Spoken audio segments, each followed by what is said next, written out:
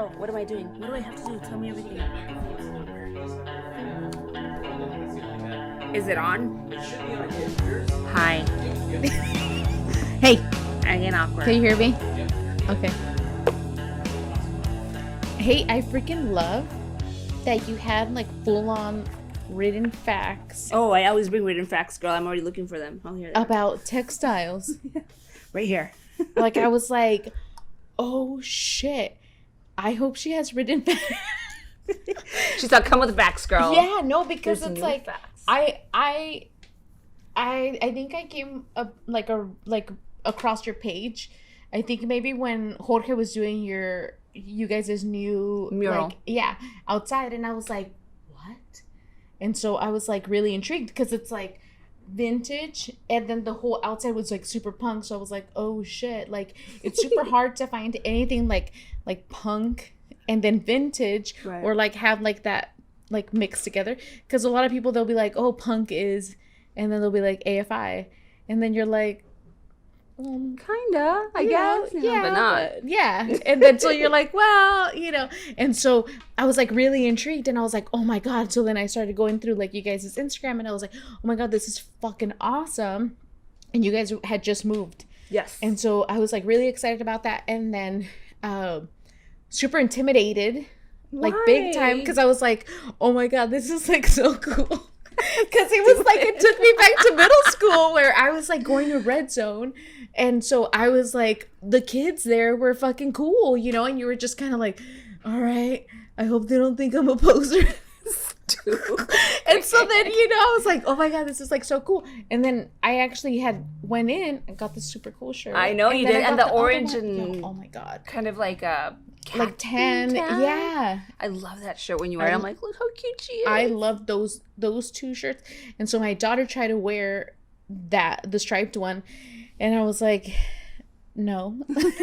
I'm like, look, if it was like any other clothes, like if I can wear it, do all kinds of crazy stuff. But for me, I'm like, really, like, I don't want it to get fucked up, like I don't want stains or any of that kind of stuff, because I like my clothes to last. Yeah. Like, I have a uniform of like, these are my 5 outfits, and I kind of like rotate them, Right. And so she started trying to wear it, and I was like, we'll go there and you can pick us. I was just gonna say, you guys can stop by and she can choose another one that has stripes and stuff. But I loved your shop. Like, Thank you. love it. I appreciate like, it so much. Dude, it's so awesome. Like, I totally get that vibe of like, this is like your space. Like, I feel like there's a lot of music influence in it. It is. Yeah. It's a really big part of both my husband and I's like life. So yeah. How is there any kind of like method that goes into curating what you guys have there? Like, yeah.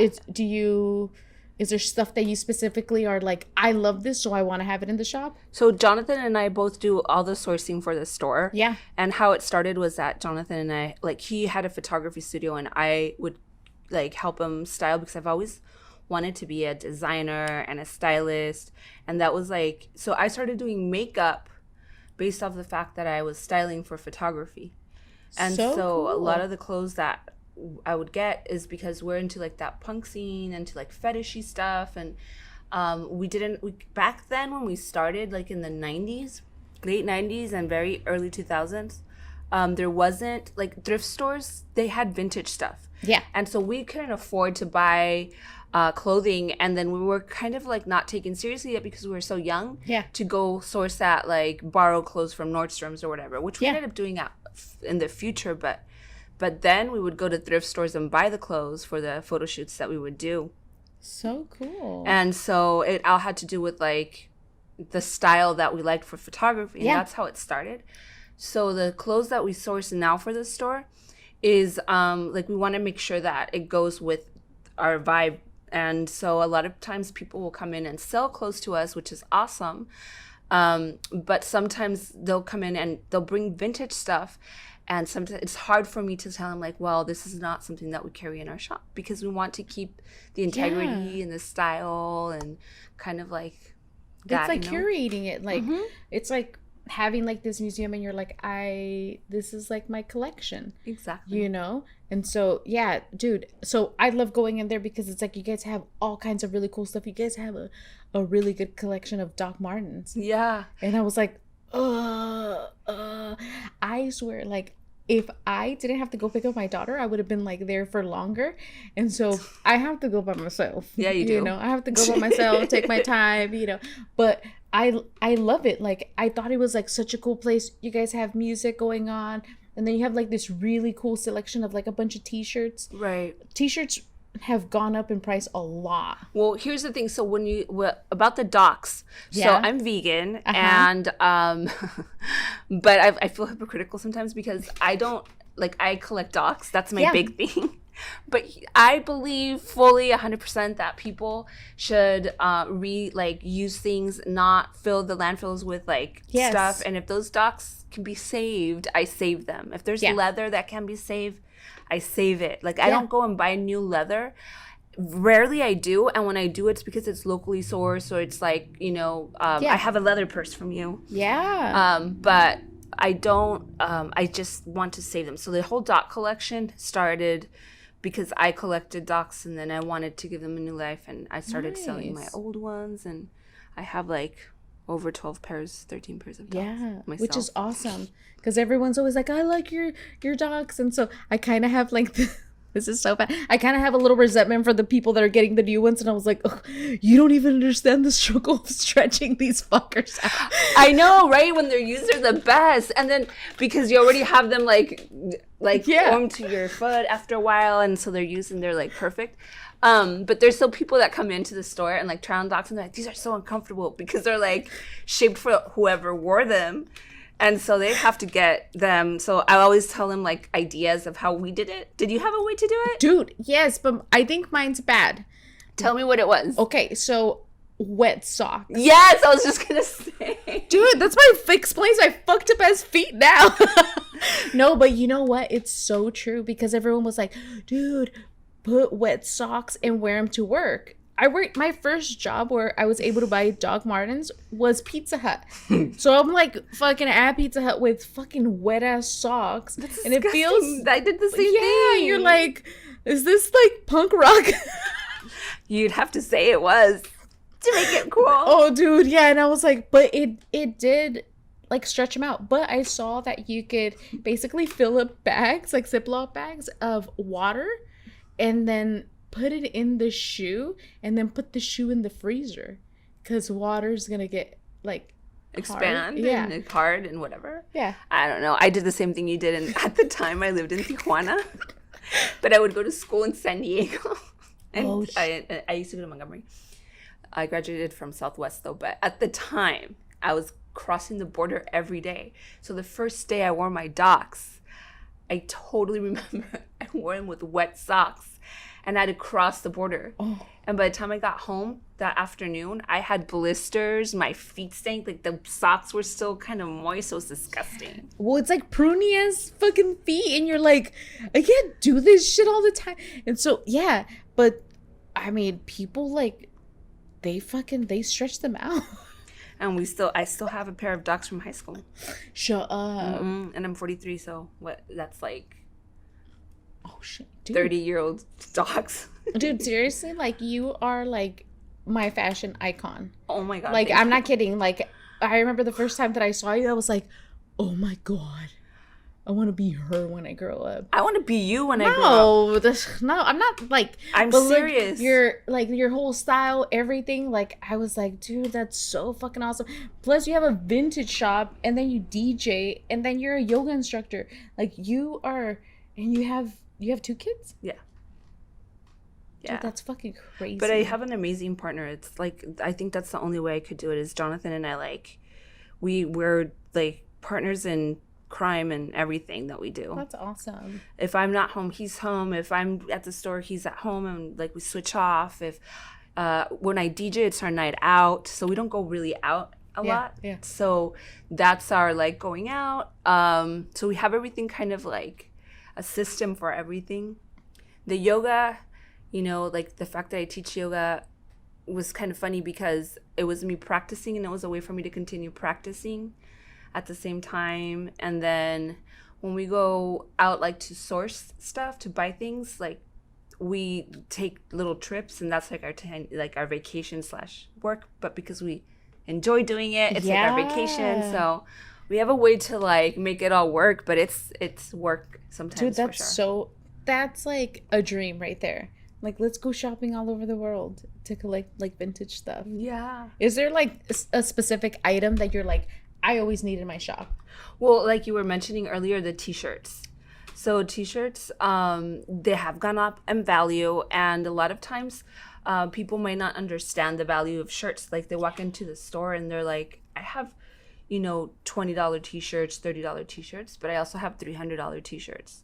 And a lot of it, so it all has to do with like the demand of the shirts, like how rare is that shirt, how is it constructed, is it dated, is it a band or like a movie, a rap tee, all these things play a big part in how much a t-shirt costs. That's so cool. And when we source a shirt, like when we buy something, a lot of people know what the value of a shirt is, and if it's for resale, they'll still, we still buy it at a price where we can resell it. Yeah. But we also have to spend money to bring it into the store. So if I find one in the wild, is what I called it, like if somebody didn't know or they just got rid of it, it's the best. Oh, yeah. But a lot of times we do end up having to spend money on those tees that are at the shop. What makes it an expensive tee? Like, I guess the harder it is to find, or the harder it is to find, the popularity of it, unfortunately, which, I mean, it's cool. I think that a lot of people, when they start collecting them, they have a certain style. Like I know I have clients that want all the Metallica shirts, for example, and they collect them. And so like there's one with like lightning bolts and it's both sides. That one's like a really expensive tee right now. Why? Well, fucking Nordstrom has it for like, my friend got one like that, I guess. Who was it? Yeah, I think Nordstrom was selling it. And she's like, I'm gonna be punk rock with you tomorrow. And I was like, okay. She was totally not. And she's like, I'm gonna wear my Metallica shirt. And I was like, bitch, do you even fucking know one Metallica song? And she's like, yes, because my mom was all into like Metallica. And so she knew one song out of like a super, I was like, wow, that's interesting. But she's like, yeah, I know that one song. But it was like they distressed it themselves. Right. And then it was like, she's like, I got it for $80. Isn't it cute? And I was like, it hurt my soul so bad. That's how much they cost. And so like you can imagine, if it's an original, it has the date of when it was printed, it has the tag from the original tag of that shirt when it was made. If it's a concert shirt, it's going to be more expensive. Whoa. The stitching of the shirt, if it's like an original, it usually has a single stitch.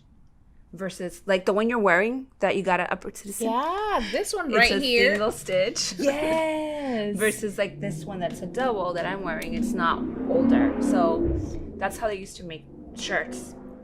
The quality of the material is very different.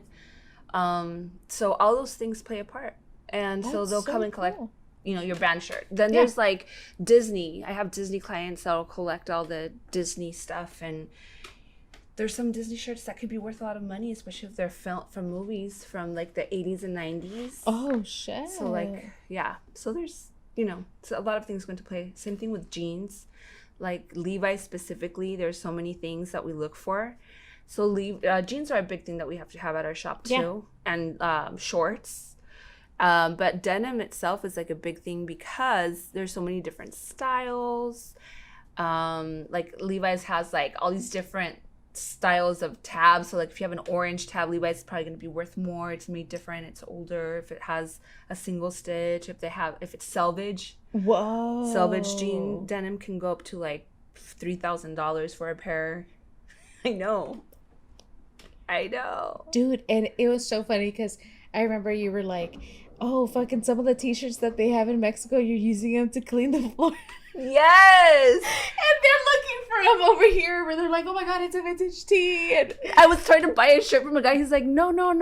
La uso para limpiar el carro. Like, like it has holes on it and stuff. And I'm like, no, I'll take it just like that. It's like perfectly distressed. It's like I throw it in the wash, and it's dude, like. That is so crazy. So wearable. You know what? I started coming across like the huge like t-shirt boom with like a lot of people collecting like 80s and 90s. With that damn show on Netflix, like the Slobby Robbie. The Slobby Robbie show. And I was just kind of like I was a little disappointed with it because I was like, this fucking motherfucker's trying to make fucking thrifting cool. And like, you know, because before, like, you used to be able to go to a thrift store and you could tell by the tag, you're like, oh, this is like super fucking vintage.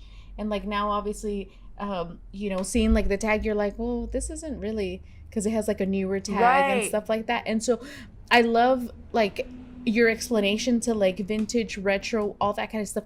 Yeah, I didn't even fucking know that. Yeah, because so when that's what I was saying earlier, is like when you go to a thrift store, before you could like find vintage stuff. Yeah. And we would, you know, use it. Now I go to a thrift store and you can't find vintage things. You can find cool things, but not vintage. And because all the pickers, after watching Slobby Robbie and all of that, started going to Goodwill and Salvation Army and all those places, and they get a lot of their vintage there. And I have too, but very rarely because they don't have it anymore. They don't have it anymore. So, which makes the price of vintage go up higher, which is harder to find it.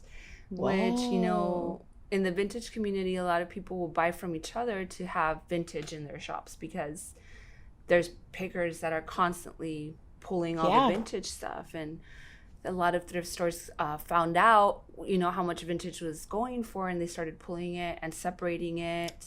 Yes. I used to work for Goodwill. Yeah. As one of my jobs. It had to have been like early 20s. And they were like, we do not accept old clothes. And I was like, what the fuck are you then? Because it's like, it's a thrift store, you know? You would be like, this is where you go and get like all kinds of really cool stuff, you know? And they're like, anything that's old, put it in this pile. And so a lot of the times, like, they would basically send it to like their LA like superstore, and then they would sort it out. And then that's where they would have people that they would be like, ooh, let's like research it, see how much it's worth. Because I guess Goodwill has like their boutique. Right. It's so crazy. Yeah. And I was like, what? But yeah, most of the time they don't take anything. If you find anything at like a Goodwill that's like vintage, it's like because it got through. Yeah. But I was like, dude, that's so fucked up. Like, why would you not accept it? You know, it's like, that's why you go to thrift stores, because it's like you find these really cool stuff, really cool prints and all that. But yeah. Well, I try to find as much vintage as possible. So does Jonathan, my husband. But my favorite stuff to find are like true vintage, because like that whole t-shirt denim thing, I think started happening more and more after that Slobby Robbie show on Netflix. If people haven't seen it, I think it's called Generation Cool. Yeah. Because that's the name of his shop. But before that, you know, vintage stores didn't carry so much of that. But now kids, that's how they look for in a vintage store. Before, a vintage store was about finding your vintage dresses, men's leisure suits, which were really cool, which is the stuff I like. Yeah. Old, like, leather jackets, you know, that some punk kid got rid of, and you could like rescue and add to it if you wanted to. So I have some of those elements in our store still, but they're not as popular, unfortunately. Yeah. So I put them online, you know, and like people from all over the world can see it, and if they want to purchase it that way, they can. That's super cool. Because, dude, when I think vintage, I think 60s and 70s. Yeah. Like, maybe because I'm like, I was born in the 80s, so that I'm like, if I consider vintage. But, you know, it's like, that's what I consider, like, you know, because I love the 60s and 70s. And so for me, like, looking at these, like, psychedelic prints and, like, the way that they would match colors and stuff, I love, especially when you find, like, fabrics like that, then you're like, oh, my God, I have to, you know, even though you don't fucking need it, but you're like, I'm going to rescue this fabric. I'm a fucking fabric hoarder. I have so much fabric, which is why I'm taking classes. Yeah, no, dude. I mean, sewing is like, especially when you're working with clothes, so essential to like, they're hand in hand, you know, especially like when you're able to like fix something that's so small, even like replacing zippers, stuff like that. Yeah. And I think it's like, it's just repetitive. You just get better over time, you know. But that's like super important to me because we have so many beautiful pieces that I try to rescue. And let me tell you that my favorite part about having a vintage store is finding, when I buy the clothes directly from the person that owned it at one point, is my favorite part, because I get to know the history of the clothing, and then if it needs repairs, I feel like I'm careful with the clothes, but I feel like I have more of a relationship with the clothes, you know. I know it's weird, but I like to give it new life. So I always think about, oh my gosh, this dress, a girl went, because probably a girl wore it, let's be honest, like in the 50s, 60s, right? Went and said, I want this dress made for me because I'm going to a party. It's probably some sort of really cool thing that this person was going to. Yeah. And then they would have to choose a material and then get herself fitted and then try the dress on for the first time, then wear it out to a date or a party or a wedding or whatever it was. So true. And then that dress could only be worn to that one thing. Sometimes they would, wear it more than once. Yeah. And then that's it. And so to be able to get that dress and give it new life after just hanging there for 60 years is amazing. God. Yeah. I love, like, my mom, she sewed, like, as like growing up and stuff. And she would say, during the time that I sewed, it was way cheaper to make your clothes than it was to buy it. Yeah. And I was like, really? And she's like, yeah. She's like, that's why I would sew, because I would get a little bit of money, buy fabric, make my outfit, and then, I had like this really cool outfit. And so for me, like, whenever I go like vintage shops or thrift stores or anything like that, I always look at their seams. Yeah. And I'm like, oh my God, someone actually made this. Yeah. And then you're just kind of like, dude, this is so awesome. And like the fabric is totally different. And like, and it's, I like that kind of stuff, because it's like, it is like finding a little gem. It is. And nowadays it's going to be one of a kind, especially when it's handmade. The one thing that I love about vintage is that it's usually so well made and so well structured to fit the body. And it was made like with so much detail and care. It's lasted. If something was made in the 40s, I have dresses from the 40s in my shop, and I'm like, it's lasted this long. Now you get fast fashion that lasts 2 wears or 1 wear, and you have to throw it out. But the kind of downside of some of it is that none of it was stretchy. Yes. And bodies for a reason are different. True. So true. And so now we try to find a vintage dress that fits, at least for me, because I have like big boobs and big butt. And so when I try to try like some of these dresses on, they don't fit because they were a lot smaller and they didn't have a stretch. So, and like a lot of that stuff was like basically just cotton. Yeah. Or like polyester. And then at that time, the polyester that you would get, once you stretched it, it was like, it would warp the image. And then you're like, what happened here? Yeah. But I mean, I like that there was like more of like a specific kind of cut with dresses. Like I feel like now when everything's getting made, it basically, they just add like the elastic here, and then they're like, that's your dress. And so the mass production of like, we need to make sure that we're able to fit like 5 different sizes in this dress, as opposed to like that one, one custom made. And so I feel like since we are mass producing, like we get like super lazy in like the construction, because we're just kind of like, okay, we're able to fit like 5 different women in this one. Like there's no like waistband or anything like that. And I feel like with the vintage, like you have like a waist, like it is like, the reason why I love vintage is because it is meant to fit the body, like the way that your body's supposed to look. That's why with high-waisted jeans, all that kind of stuff, it's like you get it like where it's a really good fit, where it's like it's obviously focusing on the smallest part of your body, and then everything else is like, so it's like it's retaining shape at the smallest part, and then everything else looks bigger, hence big butt, big boobs. Exactly. And like how beautiful it is, especially nowadays that we're back finally into like being like having positive body image and focusing on having like embracing our bodies and our curves and everything, any gender, however you identify yourself, and to be able to say like, hey, I can wear this fitted dress and accentuate my body parts. Yeah.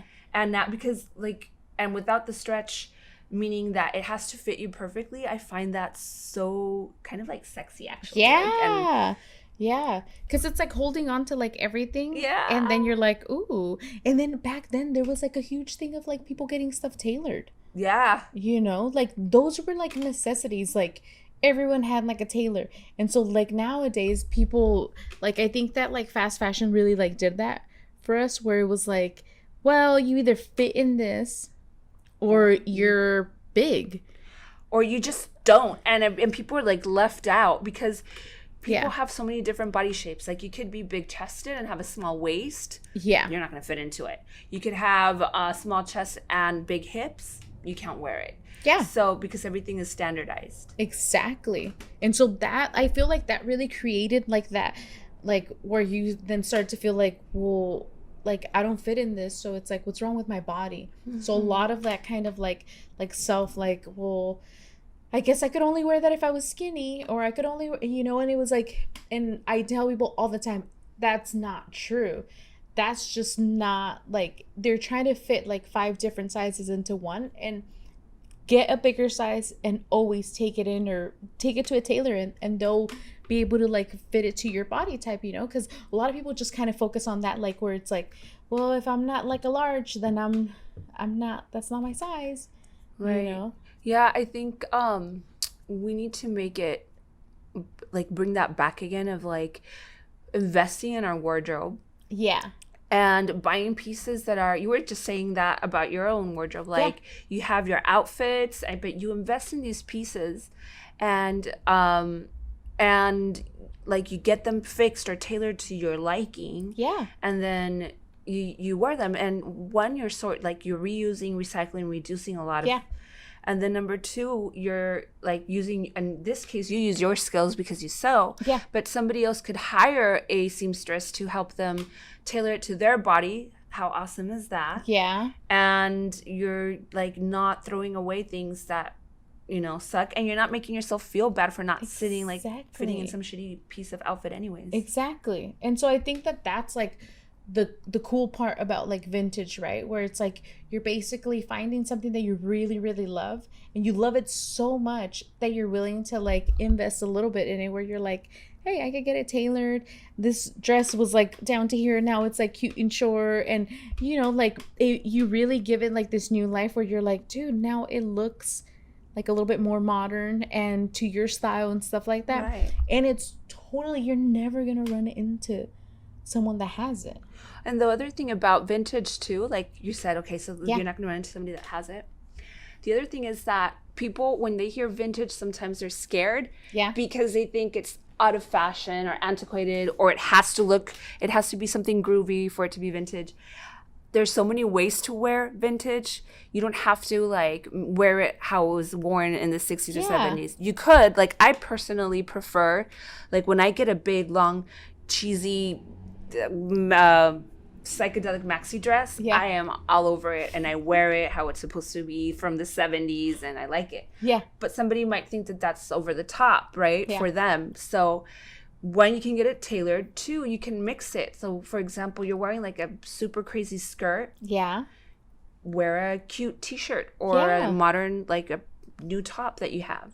You know, pair it with a new belt. You know, you don't have to wear everything vintage, but it's a good way to incorporate some of it into your wardrobe. That's so true. Or like you said, like if it's too long, cut it, you know, get it cut.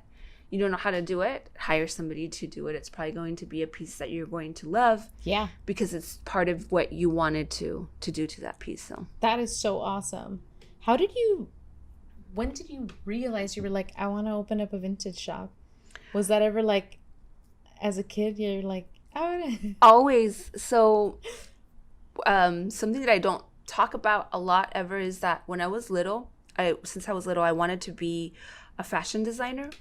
And so the reason I didn't go to fashion school was, one, because I didn't know how to draw very well. So I thought that I had to know how to draw. Yeah. So that stopped me, which is partially true, but there's so many things that you can do to do that. Yeah. And then the school that I wanted to go to was really expensive, and it was in downtown San Diego. And my mom didn't like the idea because she couldn't take me to school and stuff, and we're very conservative and, you know, we lived in Mexico at the time, so I had to cross every day. And she didn't want me to go to school in downtown. That was scary to her. And so I kind of changed my mind and I didn't go to that. But I always knew because I loved clothing. Yeah. That's part of the reason why I loved photography, doing makeup, was the fashion aspect of it. And I would drive down 3rd Avenue, which is where this shop is at. Yeah. And I would imagine my shop being on 3rd when I was like in junior high school. Oh, shit. And we had a store that we were talking about earlier called the Berlin Wall, which sold like docks and T-shirts. And I always imagined something like that, but with vintage clothes, which is pretty much what we have now. That's so, you totally manifested it. And it started because my husband's a photographer and he needed a space for a photography studio. And I wanted to sell the clothes. And so it got to the point where we needed to have that studio space. So when we opened it, it was like a little tiny vintage store with a big photography studio space. And then the studio space started shrinking and the store started growing. And in the middle of the pandemic, we actually ended up having to move to another location because of rent and all these other issues. And we ended up opening like Upright Citizen kind of closer to what we wanted it to be, which is basically just a vintage store. Yeah. Because a lot of his photography, or most of it, is done on location, which is outside of the store anyways. Oh, nice. So, yeah. Dude, that's so kind awesome. Of how it really started. And there was a lot of, you know, trial and error, especially knowing what our store needed, what we needed to carry, what was selling, how to source items. We started learning because our store was very small when we opened. Yeah. So I had to learn more about like, where do I need to buy these clothes? Like, where are the auctions? Where are the people that sell it? Like, I had to talk to everyone I knew and find out, do you have any vintage clothes? Is your, you know, and just like word of mouth. And then people started selling to us. And there was days when we would make, you know, $10, days that we would sell nothing. Yeah. And then all of a sudden it just started picking up word to mouth and we just started, you know, growing and selling. And that's super cool. Yeah. Dude, that's so awesome. Like, I can only imagine like all these really cool places that you go and like source out stuff. Do you have like a favorite place? Like, do you like doing like estate sales as opposed to like, or? I do. I like flea markets and estate sales. But my favorite, like I said earlier, is when somebody tells me, oh, you know, I have a closet full of vintage clothes that was handed down to me, or it was my family's and I don't know what to do with it. Can you come and take a look? And I'm like, absolutely. And when we get to see it and it's just hanging there and it's in perfect condition, that's my favorite. Oh, it's like a vintage hard-on. Yeah. It's a vintage orgasm. Oh, I get to the studio, and then you get like these dirty girls, is what we call them, like the dirty dresses. And my husband's the best at like cleaning like materials and like removing stains and stuff, and so we throw them in the bath and then we shower them and getting all the dirtiness out of them, and now she's clean and I'm so excited. And that is awesome. Reviving all the materials, removing like little stains, making sure that when the client gets their piece that it's like clean and pretty and ready to wear, and it doesn't look like a old rag, you know, that it looks beautiful like it's supposed to. Yeah. So, dude, you recently went to Mexico City. Yes. To go shopping? Yes. How is that? So it's interesting. There is some vintage, but my husband and I always talk about this.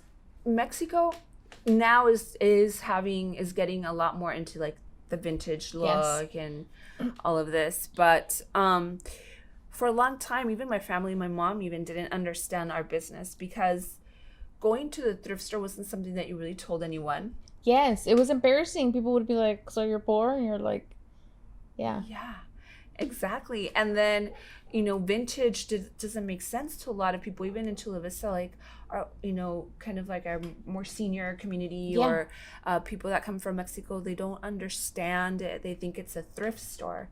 And it's such a difference between thrift store, which is a thrift store is somewhere where you go thrifting, like you buy something for cheap because it's been worn and they just usually donate it. Yeah.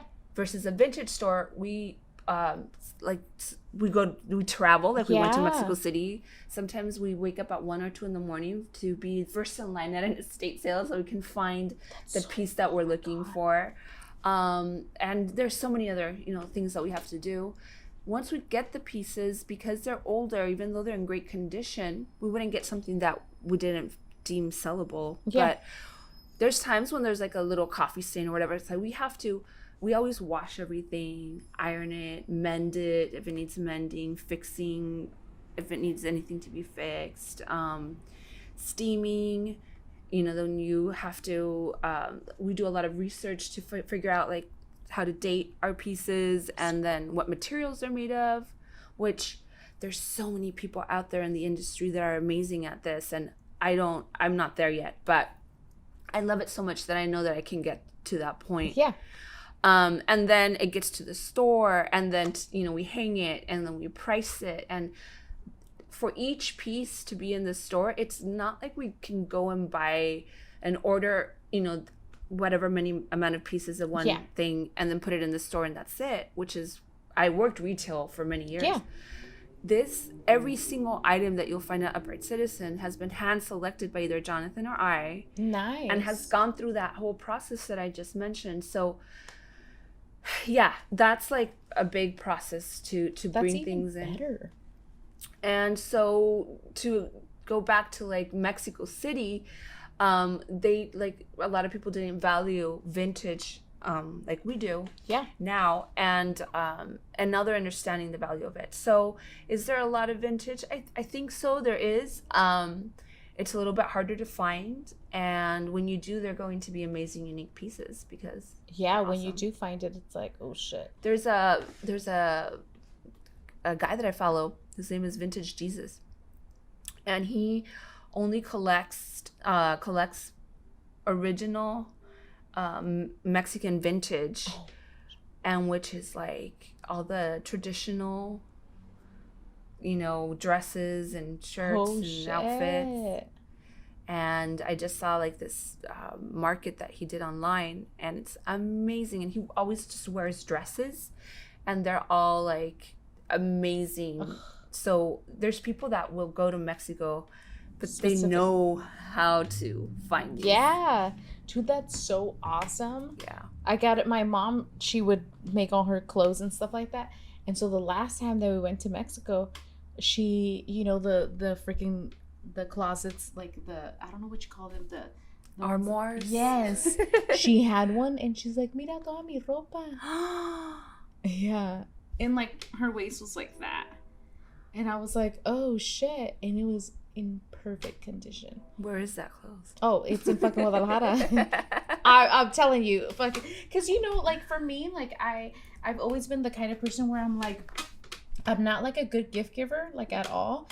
I am more like, if I know someone like likes this kind of thing, I'll be like, oh my god, and like you're like, they will like this, because then you're like, what if I give them like a shitty ass gift, and they're like you knew that I love Crass, and you gave me my Crass t-shirt. Exactly. I love it. So, but it's like you start to think about that kind of stuff, and then like I'm like, oh my god, I am going to tell my mom. Yes, girl. To be like, hey, what's up with all that? Because dude, she had like a lot of really cool stuff, and I mean, and that's how I find things. And when I do, they're like, oh yeah, I have a box full of this, and to somebody that might just be a box full of things. And then and some people are attached to it, and they're like, I don't want to just get rid of it, or I just want to make sure that I don't sell it to a store, or some, if I want it to be taken care of.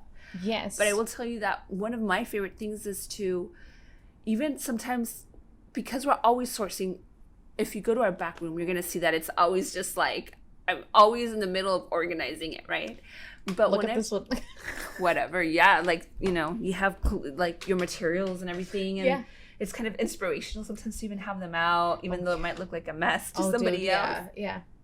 But then another thing that I really enjoy is like giving it that new life for somebody when somebody tries something on and they're like, it fits and it's so pretty. I just had a client that she ended up buying a few dresses from an estate sale from the same person because they fit her perfectly. Whoa. And she was so happy.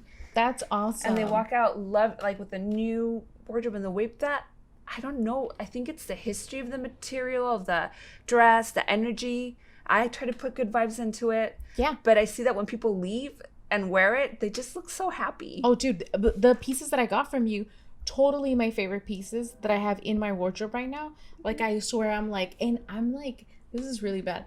I don't wash my clothes often. Right. So I'll probably just wash it every couple of months. Yeah, no, you should. Jeans a little bit more, where I'm like, depends, it takes a little bit longer. But just because it's like, I like to make sure that, they're lasting a little bit longer. And it's not like if I'm like 9 and I'm getting stains on all kinds of stuff. But I really like to take care of like my clothes to where I'm like, dude, I want it to last. I want this to be something in my wardrobe for at least 10 years. That's actually a recommendation for sustainable fashion, is not to wash your clothes often. Oh, nice. Unless it's necessary. Yeah. Right? Yeah.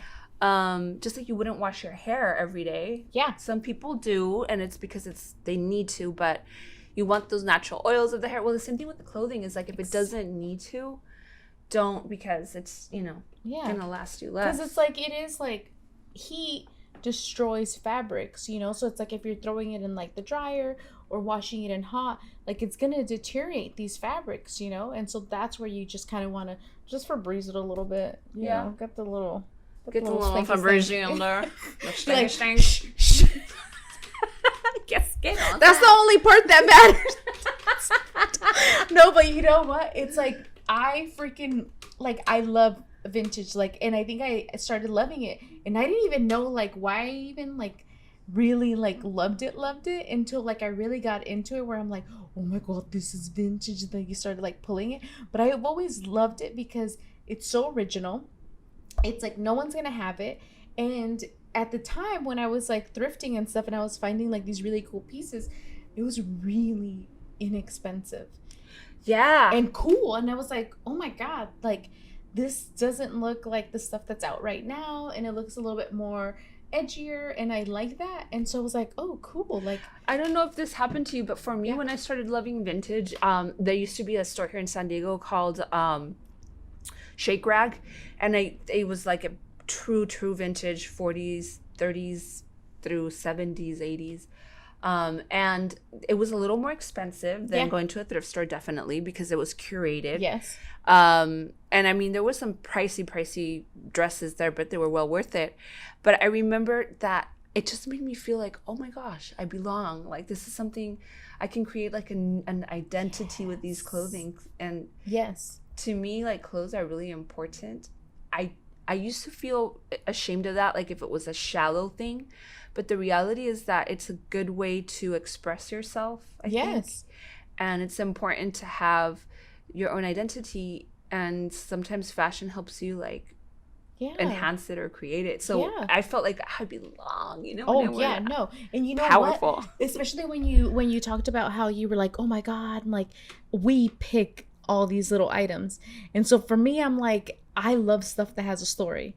And so I now I feel I'm like, oh my God, I was styled by Sonia, And so it feels like that, because then you're like, she picked this out, or Jonathan picked this out, and now I have this piece that you guys curated in order to have in your shop. And to me, it's it's you could go to any place and they're gonna have similar Forever 21 or Fashion 21 or whatever, and Fashion Q and all that, and they all basically have the same kind of stuff, and you're like, okay, a little bit more basic, but it's you're going into a shop where it's curated according to your style and what you like and all that kind of stuff. And it feels really cool to then leave and be like, hell yeah, now I have these pieces that I really, really enjoy, that fit my style, that I could wear, and for me, I would rather pay more money with that than something where it's fast fashion that you're gonna be like, okay, well, how many do they make? Right. And what went into it, which I wanted to share some of that with you in a sec, but going to that whole curating and picking and all of that. And you were asking me earlier about how do you do all of this? Because I do teach yoga. I do. I actually, when we started for years, I was actually directing, and then I was an instructor also. At Bella's Academy, I used to do makeup artistry. Oh, super cool. So I was, teaching makeup, then I was, teaching yoga with this shop, and Jonathan's there when I wasn't there, and he was there more than I was. Now it's the other way around. But he always loved clothing because of the way that it made him feel, but also the way it looked on a body as a photographer. And so he started getting into vintage so much that now he's like he loves shopping, so that makes it makes me very happy. It helps our relationship, right? And then he gets to choose the stuff that he likes. So that's another thing that I like about our shop specifically, is that we have a variety. So like, I love like the 60s and the 70s. We both love music. Yes. So 60s and 70s stuff. Then the music stuff, mainly like punk rock. Yes. And then he was way more into sports. So we have a whole sports section. So he like collects sports hats and jackets, and with a very specific eye for San Diego stuff. So we have old Charger stuff, old Padres. Whoa. So what I like to see is that when people walk in, they don't realize that there is going to be something for them. So a lot of times, the wife walks in and the husband's kind of behind, and then all of a sudden they get super into it because they're like, oh, look at this pin, or look at this hat. Yeah. Or the girl, or, whoever comes in, there's always a little bit of something. Yes. And if you're not into vintage clothing, then you suck. Well, yeah, I was going to say, I don't know why you wouldn't be, and it's funny because people are like, well, it's, it hasn't, like, it has a history and I don't like that. And I'm like, that's what I like. Me too. Or like, it's been worn, or it looks old, which is not always the case, but it's funny. There's also dead stock, which is vintage that's never been worn before, that we like find in like a store that closed or whatever, Yeah. But there's also records, and we also have tapes. And so people can come in and there's always a little bit of something. Yeah. Like if you don't walk out with the shirt, there's pins, there's tapes, there's records, there's shoes. Yeah. And so I was like walking around and I was like, oh my God. And like all kinds of really cool stuff. So I was really, really super excited because I was like, you look at the prints and you're like, oh my God, yes. Like, Did you see our lingerie section? No, I didn't. I also have a lingerie section because I love vintage lingerie. Whoa. Like the long gowns with like the little ones that go over it, or like the teddies, the corsets, so which is a big trend now. Like the corsets as a top. Oh my God, yes. Yeah, and I love that. I started collecting. I think my husband was the one that started collecting corsets, like 30 years ago. Whoa. So we have it, like, that's probably when we opened, even that was the biggest part of the store, was the vintage lingerie, which it's really funny because I didn't, and I didn't even think that was going to be something that people were interested in, because it's lingerie, but it's lingerie that has been,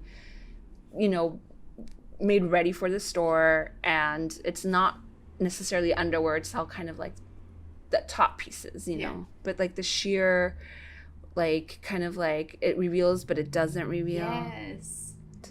I remember I had like a crap ton of like the little lingerie dresses that you wear under your dress.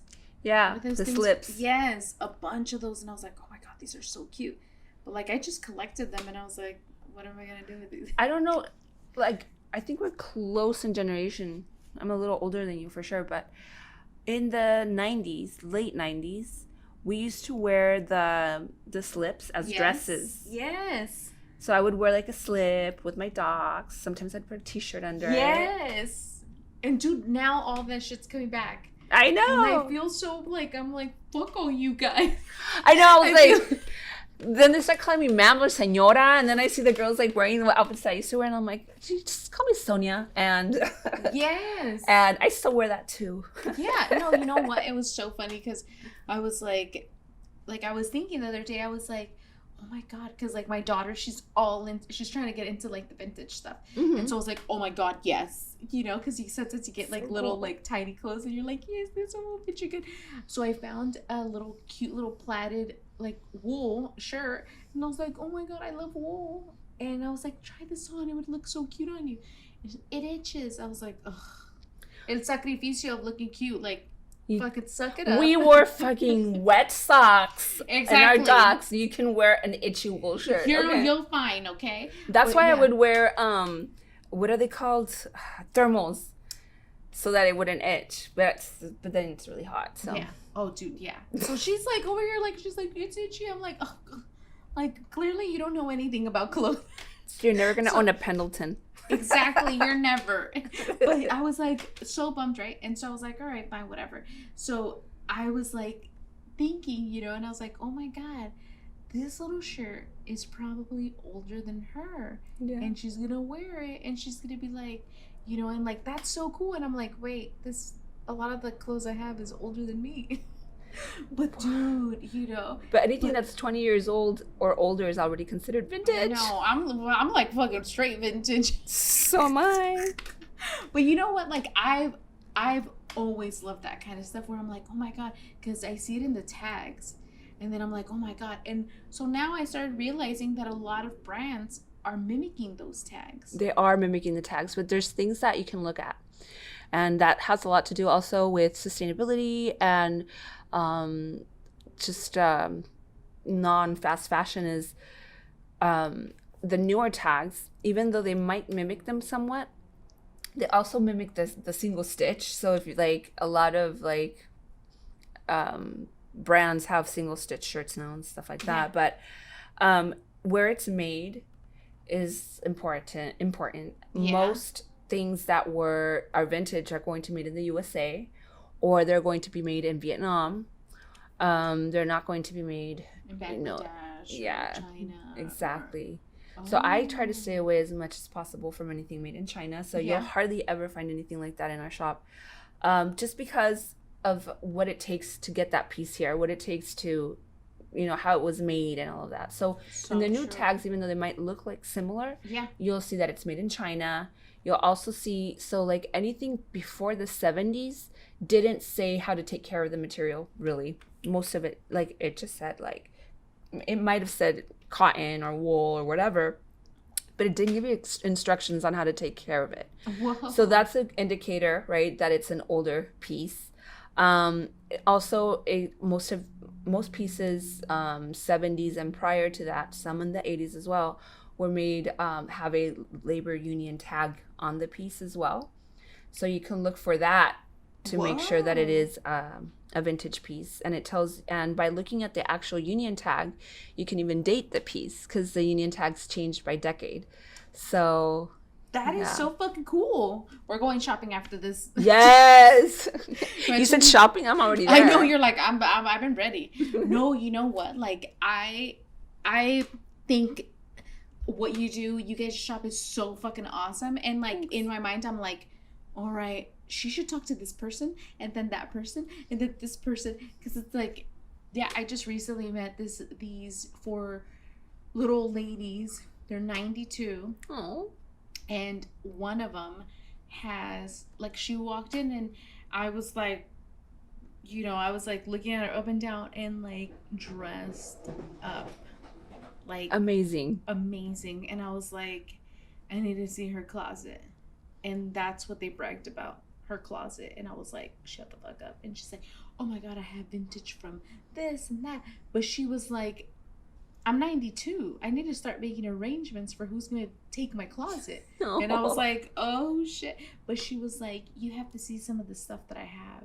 Sometimes I'm just like, I just want to see it, you know? Sometimes it's just like, that's what I'm saying. I just want to look at your closet just to get inspired because and what's really cool about that is that everybody has their own taste, right? So every closet, even if it's from the same decade, you're going to find, or decades, everybody's going to have a different, you know, you can tell what they're into. Yes. And sometimes when the person has passed even and I get their wardrobe, you can kind of tell how that person was, or you can imagine or make up in your mind like what they liked. And even I know this is crazy, but like the stains, like I could see if somebody was a wine drinker because there's always like a little drop in every outfit, or if they like drinking coffee or tea because everything's like, that is awesome. So can you like differentiate like wine coffee, like all those kind of things. Yeah. That's so cool. Yes, most of the time. Yeah. Sometimes it's a little hard to tell, but most of the time you can tell what it is.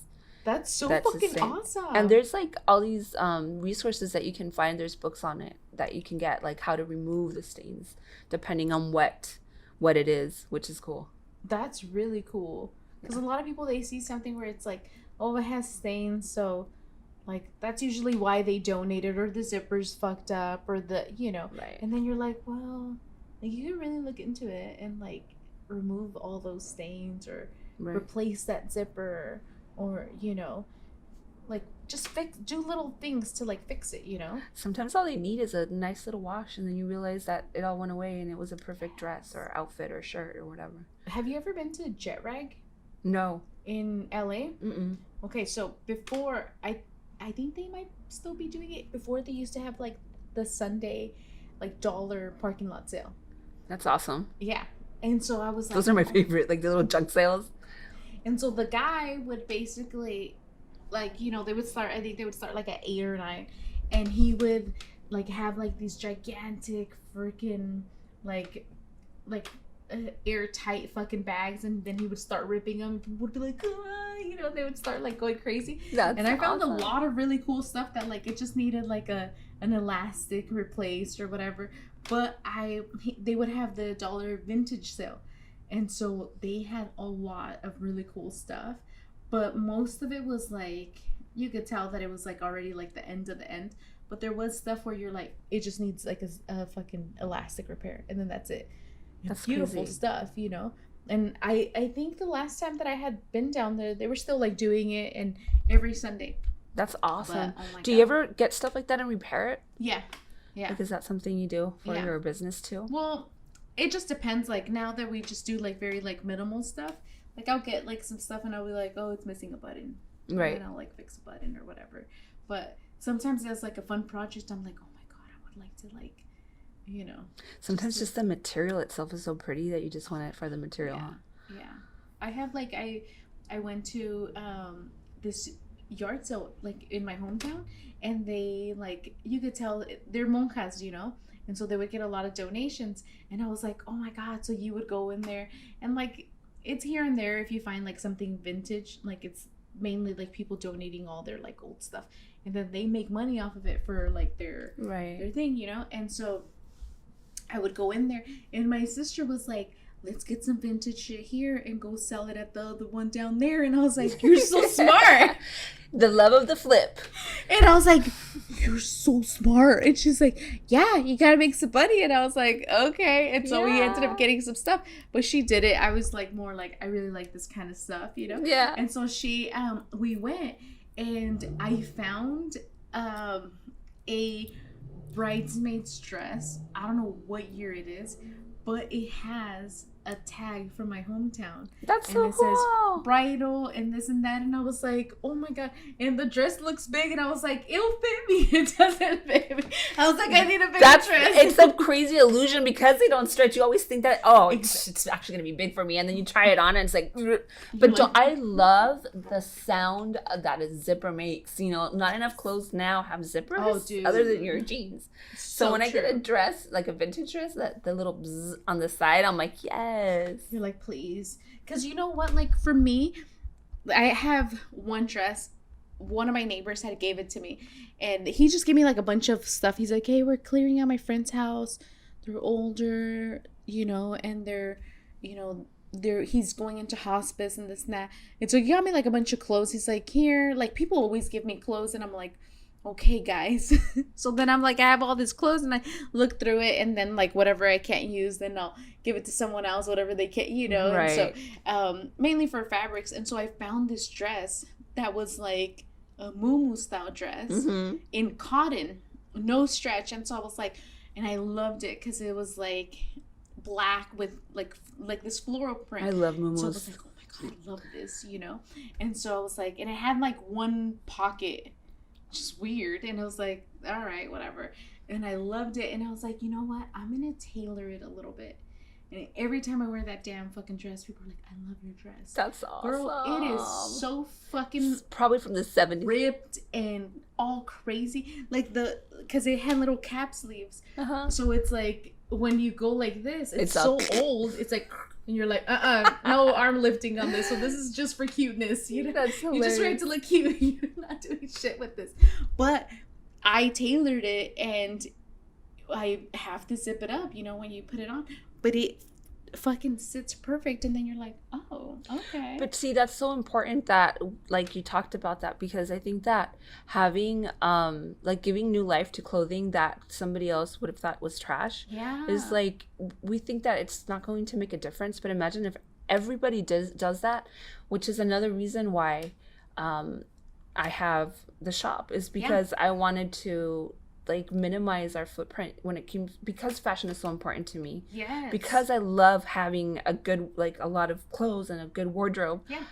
I wanted to make sure that I wasn't like damaging so much. And yes, like vintage stores are a great, or like not just vintage, but like thrift stores and doing all the stuff that you were talking about and giving things new life is a great way to help the environment too. Even if it's, you know, you think it's a little bit, it actually is a lot. I wanted to share with you about that. So jeans are a big thing, right? It takes 1,800 gallons of water. 1,800 gallons, 1,800 of water to make a jean. What? A pair of denim. Shut the fuck up. Yeah. 100 billion items of clothing are produced every year. And 3 out of 5 garments end up in landfills. Oh, I'm sure it's way more now. They don't even make it to the U.S. So 3 out of 5 things that are made are thrown out because of, like, nobody ordered it. Like, you know, we order from these little companies online, and those things that didn't get ordered because they mass produced them at an underpaid sweatshop. Big time. Those pieces end up in a landfill. 13% of clothing and footwear are recycled. So that's all that people recycle is in the world is 13%. And the fashion industry is responsible for 10% of global greenhouse emissions in the world. So it's one of the most polluting industries. Oh, big time, yeah. And that's like the part where it's like, for me, like, I started like looking into, you know, started watching all these documentaries and reading about it and stuff like that. And I was like, this is like what I want to do. And like, I got really kind of like discouraged. I was like, damn, I don't want to be a dick though, you know, and like be that kind of person where it's like, I'm just creating more mess, you know? And so that's where I was just kind of like, you know what? Like, I've collected so many fabrics, and like, I like going to like thrift stores to look for fabrics or bed sheets and like, you know, doing all that kind of stuff, right, as opposed to just kind of like, let's go to Joann's and like, let's get like all this fabric and keep printing, you know? Right. And so for me, like, it was like I really wanted to make sure that that's what it awesome. Was, you know, because it's like, it sucks to like, for you to have like this passion for something, but then at the same time you're like, yeah, but it's fucking up everything else. That's why I opted for more of a vintage. So because you can go to a vintage store and, you know, 20% of the stuff is vintage and the rest isn't usually. Yeah. But I don't, like, in my store, like, I only bring in vintage stuff because it's important to, like, you know, talk the talk and like do, and when you're walking the walk, you know? Yeah. And like do what you're saying, because you know, you can have a passion for something, but I think it's really important that even if you aren't doing that recycle, which is awesome that you are, because you're helping to save the environment somewhat, you know, in all of this, that even if it's just somebody that's working with making clothes versus mass producing it, exactly, is still already a big win. Huge win. Another fact is that over a third of microplastics in the ocean are synthetic materials from clothing. Over a third. And then 13%, I already said that. And then polyester is such a big polluter, right? So it takes 200 years to decompose. Shut the fuck up. So and I love polyester. Yeah. So that's why, but it lasts so long. So if you have a piece of polyester and you're one of those people that can actually wear it, 'cause some people cannot, like they feel like they're like suffocating. They're like, it's so sweaty and this and that. And I'm like, oh, suck it up. I know, right? But if you can wear polyester and save it, I would, because it takes 200 years for it to decompose. So I love polyester. It doesn't wrinkle. No, and it's fucking. For me, I'm like, oh my god, you could totally tell it's vintage, just polyester. I know, me too. And you're like, oh my god, it's so cute. But then at the same time, a lot of people are like, yeah, it's like viejita, you know. And I'm like, no, like it's so. Like, it gives me, like, that 70s vibe. Yeah. Where you're just kind of like, polyester, you know, with the fucking blouses. And yes. And the thing is, like, people will come in sometimes, or people will refer to it as viejita clothes, you know? And then I wear it, and everybody's like, oh, my God, that's so cute. And I'm like, it's the polyester that you just were talking shit about. Exactly. You remember polyester that you hate? It's that. No, but you know what? Like, I think you're, like... I've seen, like, your Instagram stories and stuff, and, like, how you style this stuff. I'm like, oh, my God. That's why I'm saying you're, like, my fashion icon. Like, I don't even feel like I have a style. It's an aesthetic. I call it, like, Mexican gypsy punk yogi. It's like... I love it. I'm like, I seriously, like, love it. I'm like, I love the whole entire vibe, and, like, your hair, like, I've always loved pixie cuts. I appreciate you. Oh, my God. Like, oh. Like, when I cut off all my hair to let it grow out, I was like, I did pixie. And I was like, and I love it. Like, when it's all messy and it's so cute. And I'm like, ugh. And so I love, like, your whole entire look. And, you know, I love going into the shop and, like, finding stuff and doing all that, you know. Because it's, like, it's so, like, important to, like, support that kind of, you know, brand, you know, and like, you know, just business, because it's like, it is like one of those things where it's like, you're gonna definitely find something that it's so original, and you're basically like styling people by curating all these outfits, you know. And like, I've seen, like, when you post like certain stuff, I'm like, oh my God, that's so cute. And then, like, you know, and you'll see it, like, because I've seen some where like people are wearing it and I'm like, oh my God, yes. Because a lot of people, they're like, they love the style, but they're like, how do you wear it? Right.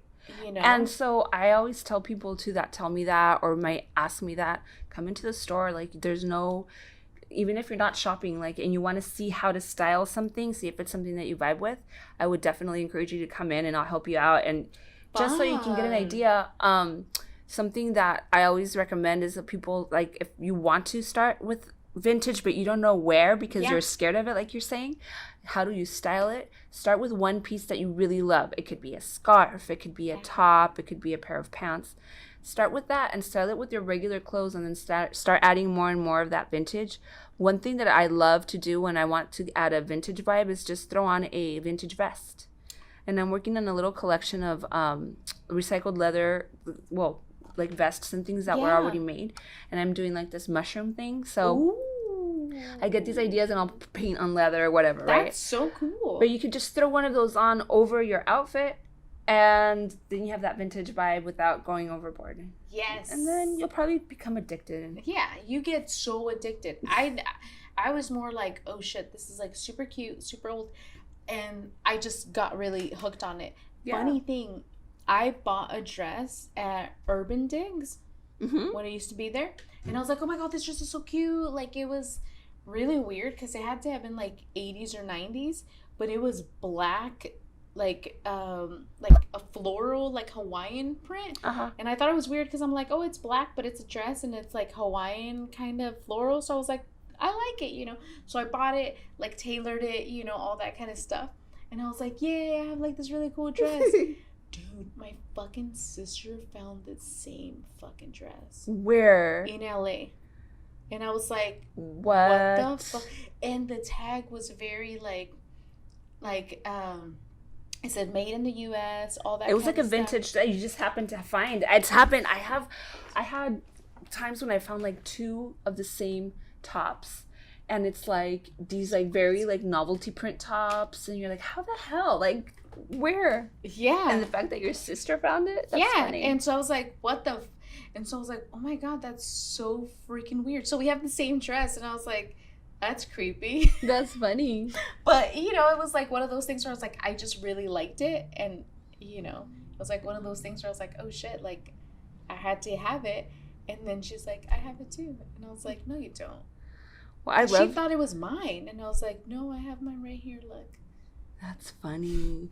That is hilarious. Yeah. So, but yeah, it's awesome to be able to even those stories are great, because even finding the same of one, like you would obviously find the same of one if it was like Forever 21 or whatever. Yeah. But finding the same of one in a vintage dress, that's pretty meaningful. Oh, big time. So, and then we get like a lot of shit for looking alike, sounding alike, now having fucking matching dresses. So I was like, great. I'm like, are you trying to copy me? No.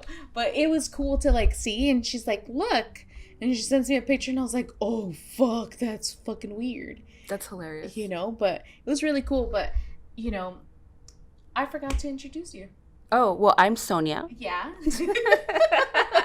I own Upright Citizen Vintage in downtown Chula Vista. My favorite freaking vintage shop.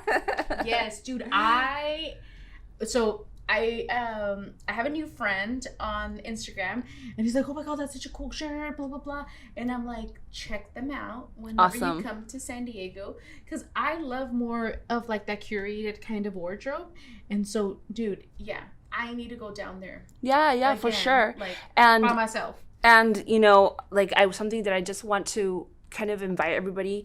Like, one thing that I really love about your business, and the reason why I'm really happy to be here today, is because I see how you work as well. And I think it's important to you because I could see it. And it's something that's really important to me, is that you're a big part of this community. Yes. And being a business that is not just like, hey, I just moved into this space and I have this shop, but to be a part of like, I love to be a part of Third Avenue. We have this community vibe going on with the breweries and the other shops that are around. Barrio Logan, obviously the same. And then you having your shop here and being a woman that's, really part of this is community, and like really thriving in what you're doing and doing something so amazing is something that I really love about you. And the quality of your items and the things that you make is amazing. I'm like, you're making me blush, Jesus Christ. No, but it's true. Like when when I see your posts and I see you work your magic, and you post these little stories about how you put things together, and then how you like the whole story from where it starts to, and now it's available, drop at whatever time. I'm like on there looking like, oh my god, like I have this purse that I got from you. It's like a backpack satchel, like side bag or whatever, that everywhere I go, people are like, where did you get it?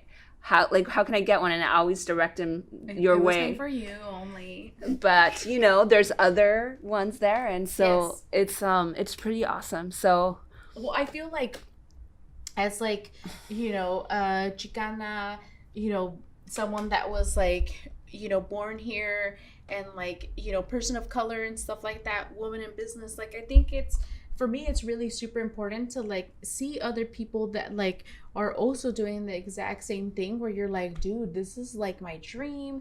This is how I provide for my family. Mm-hmm. And like meeting them and being like, damn, they're fucking super cool. Like I told you, I was like, when I first met you, I was like, oh my god, I'm so intimidated. She's so cool. I felt the same way about you. And earlier I said that, and you're like, no, but I'm serious. And I'm like, no, I am serious. Like, and so I was like, oh my god, she's like so cool. And like, it takes one to know one, girl. So then I was like, I was like, oh fuck, she's gonna come like act cool. And then Stupid. And so then I'm like, and then I'm like, oh my gosh, she's so fucking awesome. And like, and I see it as like, dude, like when one of us succeed, we all succeed, of course. And representation like matters, like, dude, it's like one of those things where it's like, if it's you and like you're winning, like we're all fucking winning. And it's like so important to me to make sure that we're like hyping up all these like businesses, that we resonate with, that we're like, dude, these are all like people that are living their dreams, living the dream and putting in the work, because I believe in the law of attraction, and I believe that what you put out, you get back. I do. Yes. And I believe that that we all manifest our reality. But I think that there's a difference between wishful thinking and actually putting things. And yes, there's a thing called like divine action, or like inspiration, action based off of inspiration. Yeah. But you have to that's a component, right? Yeah. And so I think that everybody that is doing, like, living the dream that they want to live, and is it hard? Do you always have the income that you want? No. Is it hard sometimes? Absolutely. Big time.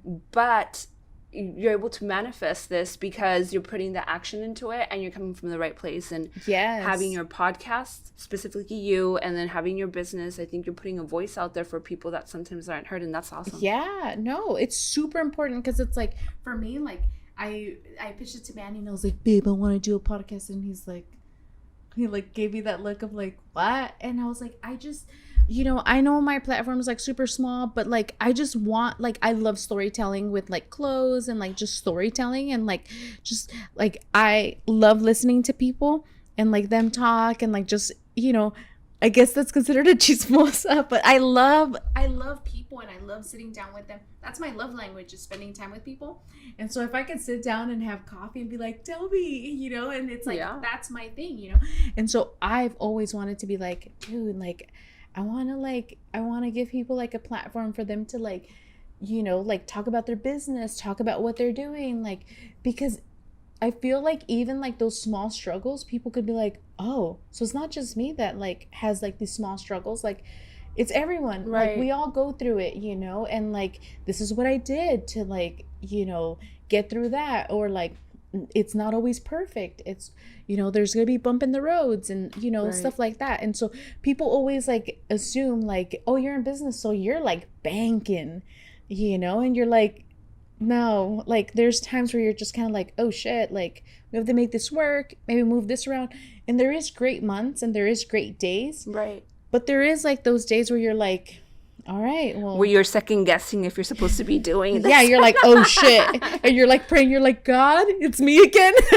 I know I don't come around that often, but today I need you again. I need you to put like $500 in my bank account, but it, at the end of the day, it's like worth it. It's a labor of love for sure, but it's worth it. For me, it's definitely worth it. And it has been able to help us like provide for our family, which is awesome. Yeah. The community has really embraced us where we're at. And I think that what we stand for is really important. Something that I didn't mention is that when we opened Upright Citizen, we opened it as a space because it was a photography studio and the vintage store, but it was also a performance area. Nice. So we had like, because there's so many breweries, like in all ages, would have band night. Whoa. Our friend Mill Ellison that works with us, he puts together, he produces events and stuff. Nice. So he would put together open mic night once a month, and we had people come in and do all sorts of performances, comedy, singing, poetry, spoken word, all of that. For all ages. And you had my son, who's now 11, but he started like at 8 years old, performing to like 80-year-olds that would come in, and that is the cutest thing. Mixing in our community there was really cool. Unfortunately, the space we have right now doesn't allow us to do things inside, but we're looking at ways that we can come into other businesses and continue that with the places that are around us that have a bigger space to do so.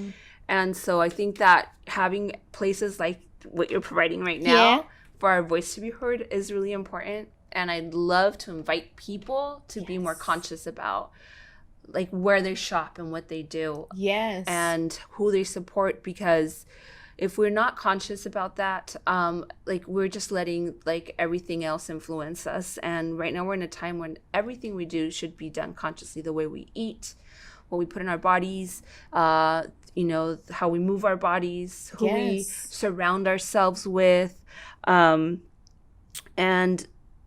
specifically since we're talking about the vintage store and fashion, there are 5 really important ways that I like to always remind people to come into a more sustainable fashion sense, and it is to always opt first for custom clothing. So buy from your local designer, like Loka, I think so. Yeah, I think I know her, but she's just some girl.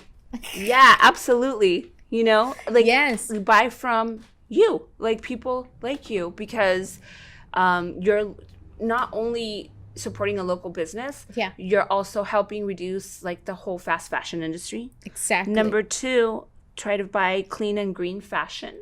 So find out where your things are made, how they're made, if you're going to purchase something from a bigger store.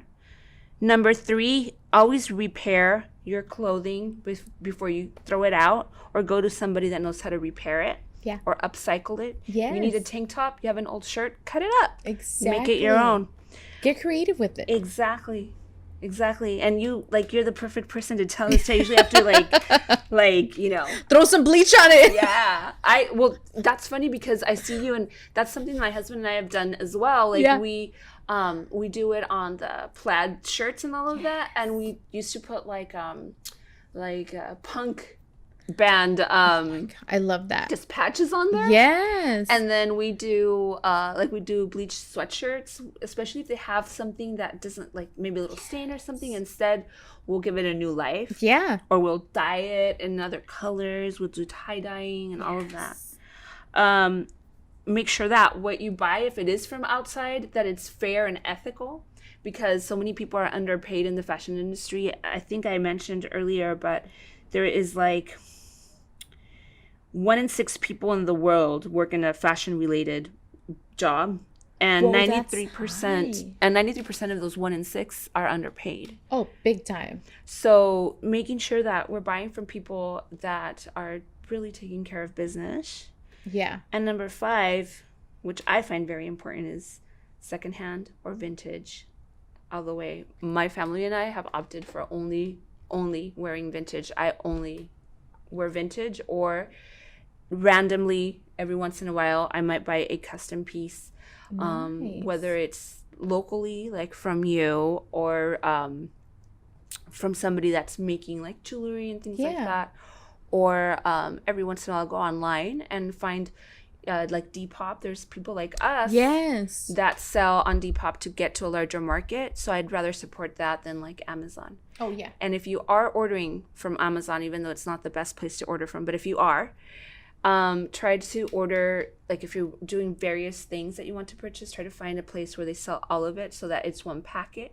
Yes. And you're not, because all that is like waste, so then it's like you want to be able to like minimize all that kind of stuff, and so, but yeah, all those things are like, so it's like I love all of those, because a lot of people, they were like, well, why is like anything made here in the US by like a brand that is like this or whatever, why is it expensive?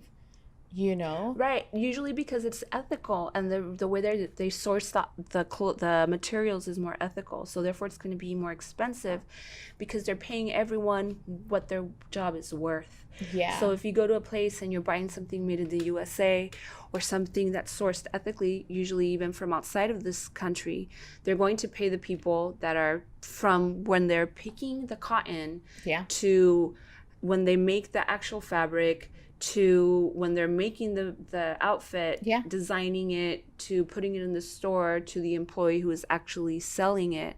They're all getting paid like a livable wage. Exactly. Because, dude, it's so difficult to like get paid a livable wage, especially in like the fashion industry, because a lot of it was like, basically they would be like, yeah, you could make up to, because when I had just started my business, I was like, oh shit, I'm leaking a lot of money. I need to figure out like a job to like kind of supplement like me, like trying to keep my business like survive, And so I took this job on, and I was showing like little like what it looked like a patch, but it was like little designs on reusable diapers. Oh, wow. And so I was like, and the girl was like, you're so good at this. And I was like, yes, I am. You're and like, so I'm in a the fashion ad, designer lady. I know, I'm like, I shouldn't be doing this, but I'm not above anything. Like, right. And I was like, I will do anything in order to keep my business afloat. And so I ended up taking this job, and the ad was like, you could make anywhere between $12 to $18 an hour, depending how fast you could do it. That's crazy. And so I was like, I think I'm pretty fucking fast. And she basically told me that I'm really good at this. She's never had someone that good. So why wasn't I making $18 an hour? And so it was like impossible. Like I was making $12 an hour.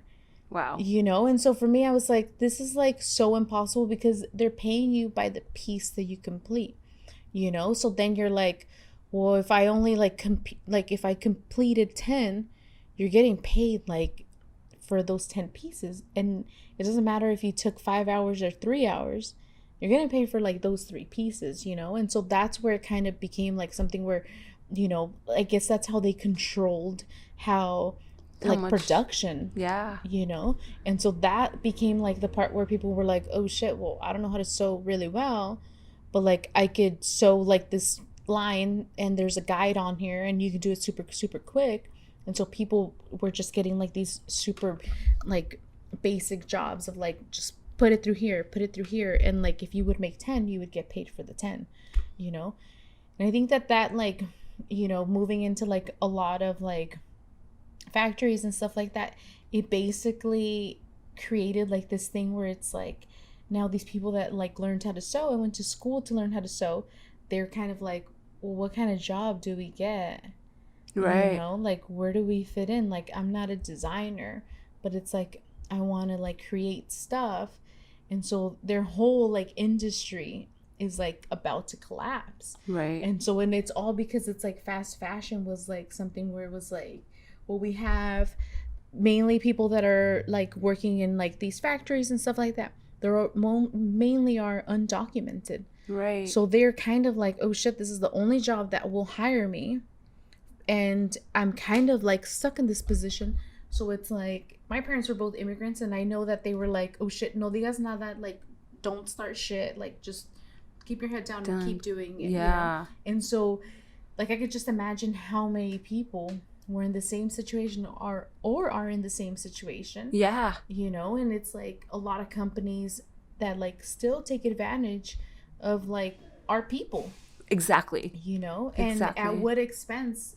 At the expense of like you getting like this cute little crop top, you know, that you're gonna wear maybe one time, you know, and then like the next week it's a new season, so you gotta get that new shirt. Yeah, like I remember like first fast fashion was like it turned every 3 months or something. Now it's like every other week it's something new. And with TikTok, which is huge right now, they're doing these shopping hauls, and they'll do like a styling haul where they'll like they buy fast fashion and then they throw it out when they're done with the TikTok. And so that's like, what?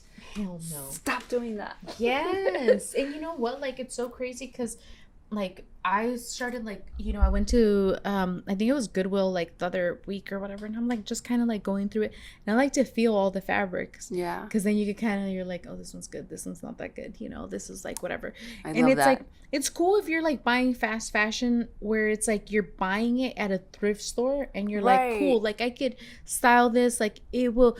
But it's like it's the same thing if you're just going to the thrift store, buying it, and then the next week you're like flipping it again. It's just kind of like, you know, like we want to be able to have like these pieces in our closet that are like staple pieces where you're like, this is like who I am. Like you're curating like this capsule, you know, and having like pieces where they're timeless. Yes. It's just timeless. It is. It really is. And that's what I love about it, because my sister was like so up to the trends, like my older sister growing up, and she would be like, you know, always hip. And I was like, fuck, how am I gonna catch up to this? And she told me one time, she's like, always make sure that you don't buy prints because prints are not timeless. Right. And so I was like, oh, she's like, look, this season is like this print or whatever, and it was like chevron. The next season it's not. And then I was like, oh shit, that's really dating, you know. But it's like the vintage prints, they're like so unique. Yeah. But they're so timeless. Polka dots are fucking timeless. Exactly. One thing that I always do recommend also when you do buy prints, because there are so many prints in vintage, but like you said, they're timeless, is mixing them so that there's like, you're not, you know, like obviously if you wear like a leopard, like I would wear a leopard onesie, but let's just say if you wear like a one-piece leopard catsuit, it's probably going to date you more than if you were a leopard top with like a polka dot pair of pants. Exactly. You know? Yeah. Or black pants. Well, you could get away with anything. Because you got that cool style. But it is having like that energy of like, I could wear like anything will look good on you. But this is the thing too. If people are scared of wearing stuff, go online too. Go on Pinterest and then search up stylists, and you can get so many ideas. Sometimes I'm stuck for an idea and I'm doing an event or whatever, and I'm like, what do I wear?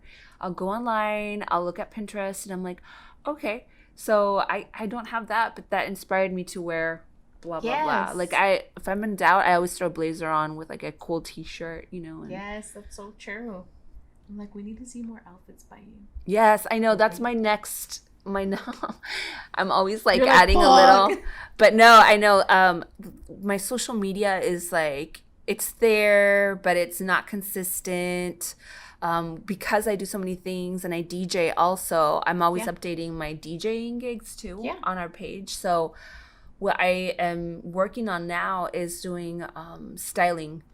So because my body type doesn't, like, I don't always fit with everything that I have in the shop, obviously, because I have different sizes. I will be styling on myself, but I think I'll also just be using a mannequin. And when I can borrow a friend, I can like style them as well. Just so people can start seeing a little bit more, one, of what we have in our shop, because I don't think that our social media does it justice. Yes. And number two, so that people start seeing how it's done, because that's something that my mom would tell me, and people like my family in Mexico that didn't know about vintage, like we were talking about earlier. Well, how do you even wear it, right? So showing them like, this is how you can actually wear it, because they'll see me somewhere and they're like, oh, that looks so cute. What is it? And I'm like, it's a vintage, everything I wear is vintage. Yeah. But showing them how it's worn is my project right now. So I've already started styling, and I have pictures and little videos that I'm putting together. So that's awesome. I'm really excited about that, because I've done like the whole Pinterest thing where I'm like, I need like some inspiration. And again, I went back to like, when was I like super cool? And I was like, it was like back in like, like my punk rock days, and I loved like being like ultra edgy. But you are super cool and edgy. I think that it never goes away. Like you though, like, look at those pants. Those are cool. So these pants that I'm wearing are like these old jeans that I had that were ripping apart. They're super cute. So I just started adding other denim patches onto them. They're super, super cute. So that's where I was like, and so I started going on Pinterest, and I was like, inspiration, blah, blah, blah. And I was like, there's really no, like, everyone's like ultra, ultra, ultra young. And so then I'm like. And thank you. First of all, thank you for saying that my pants are cute. I appreciate it. But also, thank you for bringing that up, because let me tell you something. One thing that I was told by a few people was when I started wearing the stuff to like for my shop, I stopped for a little while, and I almost wouldn't share this, but I feel like I should, because I was told like you should probably start styling it on younger people, because that's also your market, and maybe younger people are not going to want to, they don't want to look older. And that bummed me out, so I stopped styling it on myself. And then I realized, what the heck am I doing? Like, seriously? Like, when I my fashion icons, like my biggest fashion icon is like Blondie, how she dresses now. I was gonna say that. Vivienne Westwood, who's probably 80, and I love the way she dresses, more so than her line. I just love her style specifically. So when I dress, like, I look at them for inspiration, and they're way older than me. So I'm just like, I threw that ball, and I threw the towel, or whatever you want to say, and I was like, I'm just gonna style it on myself, and people like it, that's awesome. If not, then imagine what it looks like on somebody younger, because I'm in my mid-40s, and I think this is when we want to really style our stuff. Yes. And you know what? Like, I struggled so much when I became a mom, where I was like, is it okay for me to wear this shirt? Mm-hmm. And I was like, I've always wanted to be like the mom where it's like, I didn't change the way that I would dress. Like, I wasn't going to wear, like, my skirt with the whole cheeks hanging out. But, no, but, like, like, I wanted to, like, be like, hey, this is me as, like, a mom, like, and I'll wear, like, a band tee, or I'll, and so I really wanted to be that. And then I had a baby, and I was like, what am I wearing now? It's hard. It was weird to me. Like, what I realized that I do is, like, if I'm hanging out with my kids, and I don't, like, I'll make sure, like, I'm wearing something that I'm not going to stand out, like, super crazy. when they're with me. And then if I'm doing my own thing, sometimes like these jeans, they show my butt in the back. I have like a big tear like running in my butt, right? So I wouldn't necessarily wear it to a school function or anything like that. So I started like noticing what felt good in certain scenarios. Yeah. But I would say that once I turned like after I turned 40, like after that, I really came into who I am style-wise. And I used to think, I remember being younger and looking at a 40-year-old or older and thinking, oh my God, they're so much older. Like, I thought it was like so old. And now I look at myself and I hate this whole idea of, I don't know if you, like in Spanish, they say chavorruco. Yes. Which is, in English would mean... Like something like, it's like an oxymoron for like young, old. Young, old. Like somebody that's old trying to look young, and it's cheesy. Yeah. I don't like that. Maybe because I am one. Who cares? But I think it's more because I think that people is like, once you stop giving a fuck is when you become who you really like, when you express yourself how you really are. Yes. And if that means you're going to dress however you want and do the things that you love doing in life, it shouldn't have an age, you know? Exactly. But yeah, that's stupid freaking. So I was looking through Pinterest, right? And I'm like, I want representation. Someone a little bit thick, you know, that's gonna, like, I want to see like what a plaid skirt would look like on someone that's a little bit like thicker, you know, what this outfit would look like. And it's all like very tiny girls they have to be anywhere between like 19 and 21. And so I'm like, well, I don't look like that. So, like, there was no kind of, like, a thing where you would be like, oh, I could see that. Like, I could see how this outfit would also look good on me, you know? Because it's, like, anyone that's, like, super tiny, like, you could put anything on them and you're like, oh, look good, you know? But for me, I was like, there wasn't, like, that inspiration of, like, finding someone that was, like, older, that was gonna, like, that was around my age range that I could be like, oh, yeah, they look cool. Like, it looks good.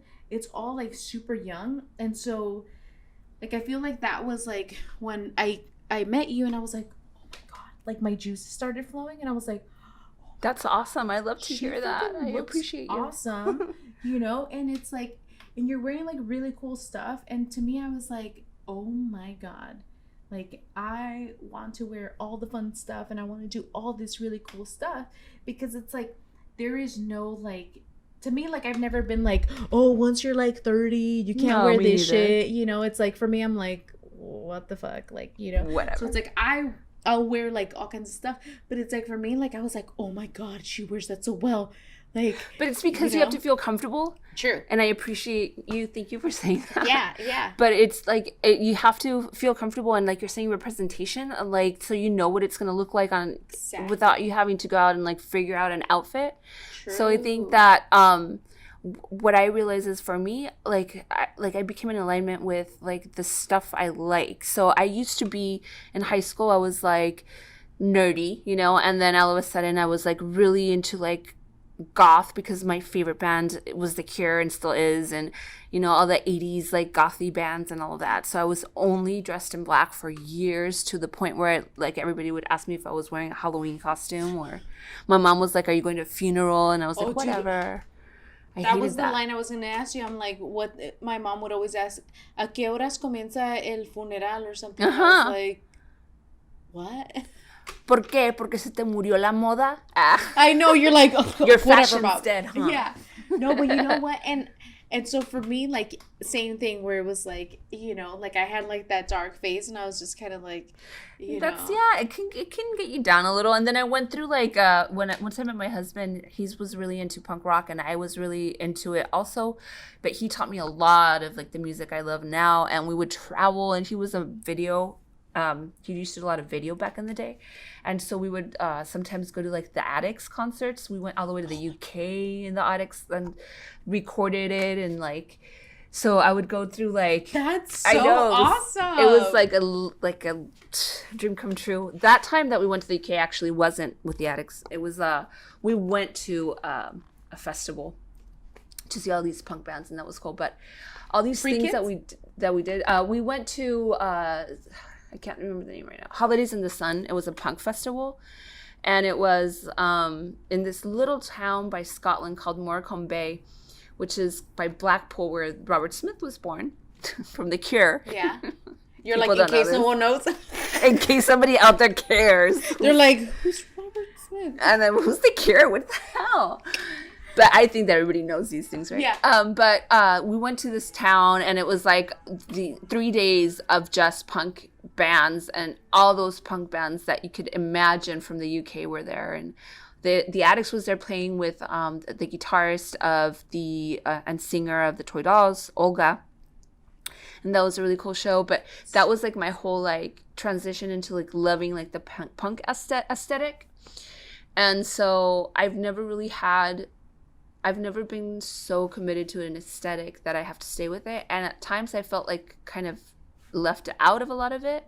So finding your own jam is so important as we get older. I think that's why I loved vintage.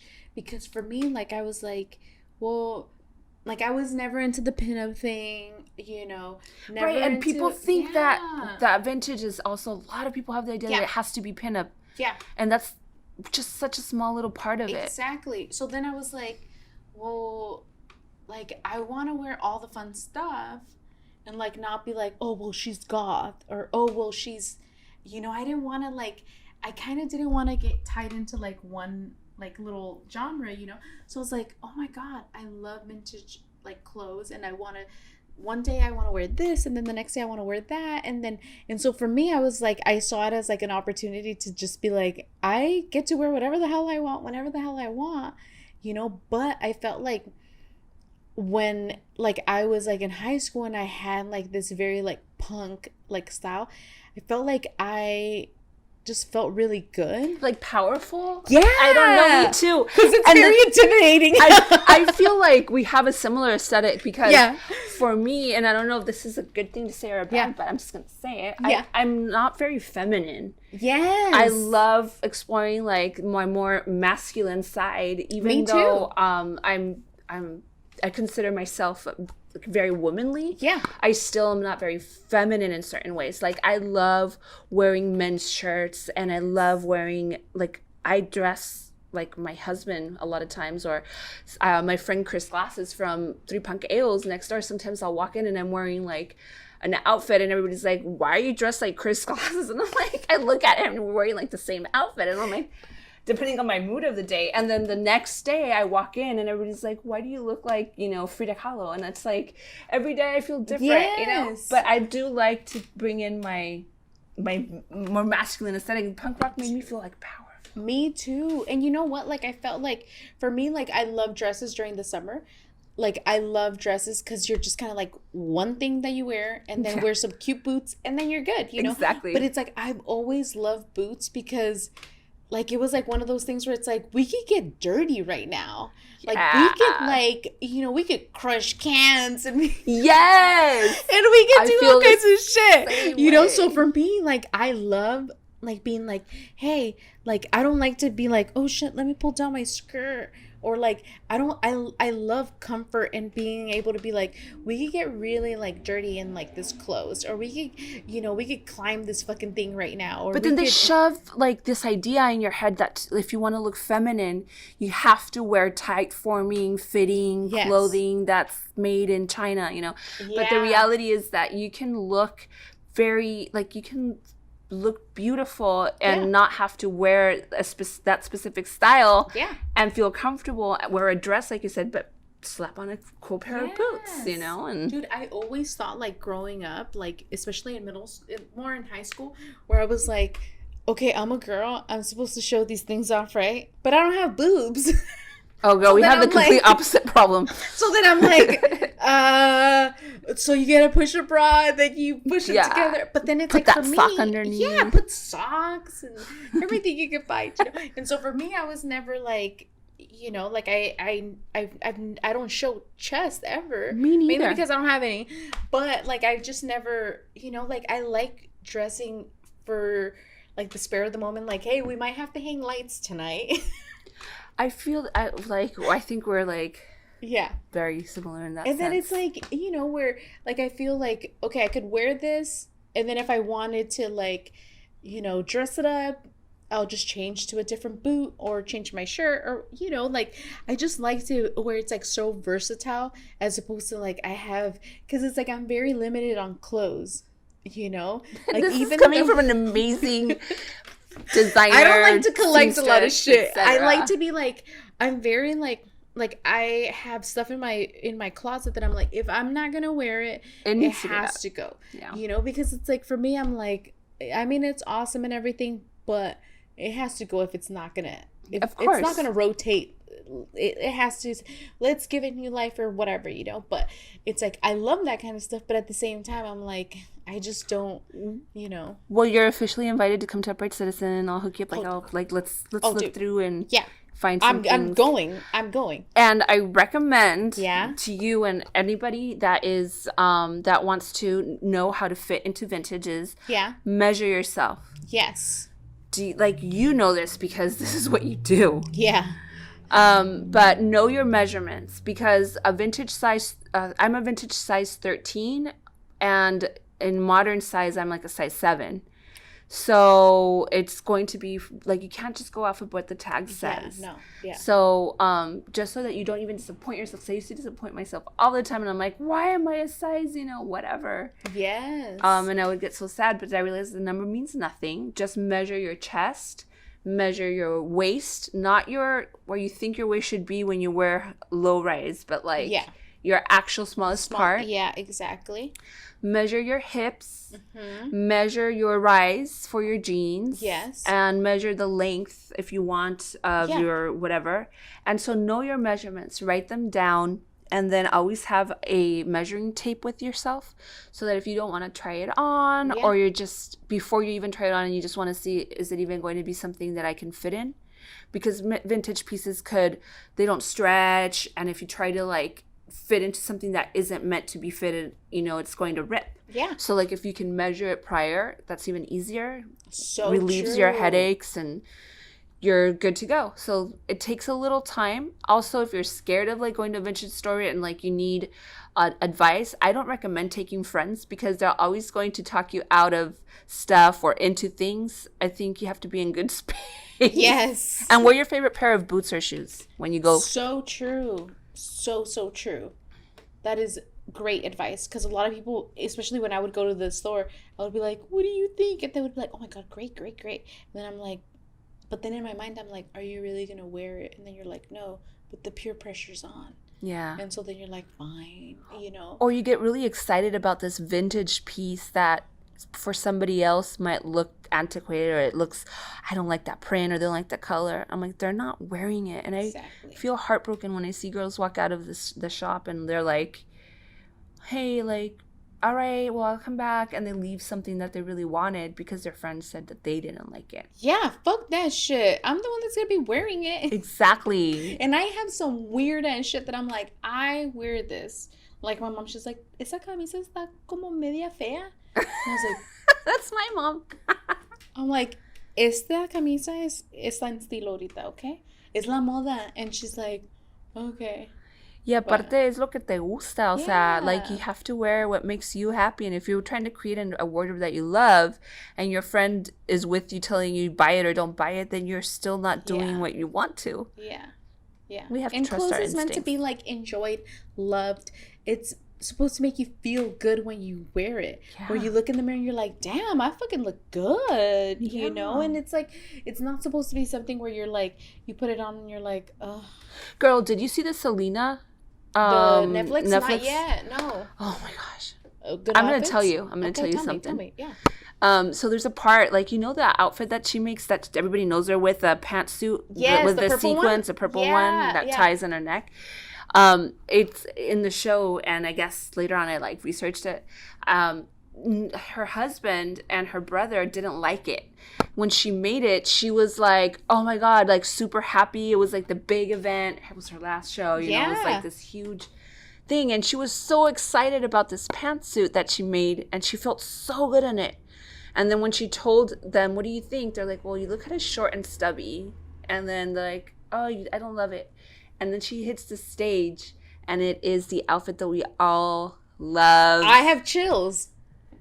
Yeah, because it's so true. And we want to wear and yes, and that. So I made a costume for someone for Halloween. I made that purple like jumpsuit thing, and the girl was like, "No, I think I should be like skinnier, and I need to be like."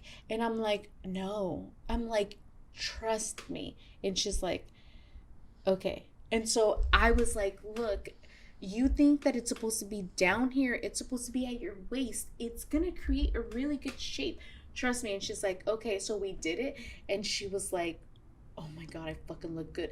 And with bell bottoms, you could wear like a heel, makes you look taller, or you could just wear it flat. It's giving you like that super long silhouette and kind of like an hourglass too. Yeah, and then you got that freaking hourglass. And so I love that outfit. Like, I think it's, and so iconic. Yeah, that's like what she's like. Whenever you think about Selena. But she stuck to her guts, because she could have changed. Like, if her husband and her brother would have, like, changed their mind at that point, or if she would have been weak-minded or, like, vulnerable, she was so, secure of herself that she said, fuck it. This is Selena. This is Selena. Exactly. And see, now we have purple fucking shit everywhere. Yes, and now that's, like, you get the Selena Barbie, and it's like she's wearing that outfit. Exactly, thank you. And they're probably like, fuck. We shouldn't have ever said anything. I know, and then they rub it in the show. I know. Aww. They're like, basically, you guys were wrong. Yeah. No, but it is true. Like, and I feel like with clothes, it's always like one of those things where it's like, it's one thing that we can really express ourselves with. Yes. And it's like, and it's fun. Yes. And, and we could do swaps and all that kind of stuff, and absolutely. And like you end up getting some, and then you end up getting rid of some, and it's like clothes has always been like such a fun thing for me. So I'm really glad that you came and talked about it, because girl, I appreciate you having me come over and I love clothes, talk about our brand and our little business. Yeah, and I love you guys' shop.